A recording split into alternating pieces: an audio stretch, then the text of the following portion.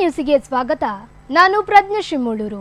ಮಂಗಳೂರು ಅಂತಾರಾಷ್ಟ್ರೀಯ ವಿಮಾನ ನಿಲ್ದಾಣದಲ್ಲಿ ಪ್ರಯಾಣಿಕರೊಬ್ಬರ ಟ್ರೋಲಿ ಬ್ಯಾಗ್ ತೆರೆದು ಲಕ್ಷಾಂತರ ರೂಪಾಯಿ ಮೌಲ್ಯದ ಚಿನ್ನಾಭರಣವನ್ನು ಕಳವುಗೈದಿರುವ 5 ಆರೋಪಿಗಳನ್ನು ಬಜ್ಪೆ ಪೊಲೀಸರು ಬಂಧಿಸಿದ್ದಾರೆ. ಸಿಆರ್ಪಿಎಫ್ ಜವಾನ ಹರಿಕೇಶ್ ಎಂಬುವರ ಪತ್ನಿ ರಾಜೇಶ್ವರಿ ಪದ್ಮಶಾಲಿ ಅವರು ಆಗಸ್ಟ್ 30ರಂದು ಬೆಂಗಳೂರಿನಿಂದ ಮಂಗಳೂರು ಅಂತಾರಾಷ್ಟ್ರೀಯ ವಿಮಾನ ನಿಲ್ದಾಣಕ್ಕೆ ಬಂದಿದ್ದರು.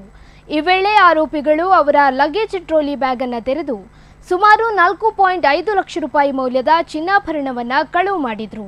ಈ ಬಗ್ಗೆ ದೂರು ದಾಖಲಿಸಿಕೊಂಡ ಬಜ್ಪೆ ಪೊಲೀಸರು ತನಿಖೆ ನಡೆಸಿ 5ರನ್ನ ಬಂಧಿಸಿದ್ದಾರೆ.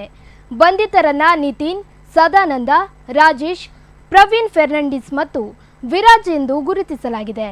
ಇವರು ಏರ್ ಇಂಡಿಯಾ ಎಕ್ಸ್‌ಪ್ರೆಸ್‌ನ ಲೋಡಿಂಗ್ ಅನ್ಲೋಡಿಂಗ್ ಮಾಡುವ ನೌಕರರು ಎಂದು ತಿಳಿದು ಬಂದಿದೆ. ಈ ಆರೋಪಿಗಳು ಮಹಿಳೆಯ ಚಿನ್ನಾಭರಣವನ್ನು ಕರಗಿಸಿ ಮಾಡಿದ್ದ ಸುಮಾರು 5 ಲಕ್ಷ ರೂಪಾಯಿ ಮೌಲ್ಯದ ಚಿನ್ನದ ಗಟ್ಟಿಯನ್ನು ಸದ್ಯ ಪೊಲೀಸರು ವಶಕ್ಕೆ ಪಡೆದುಕೊಂಡಿದ್ದಾರೆ.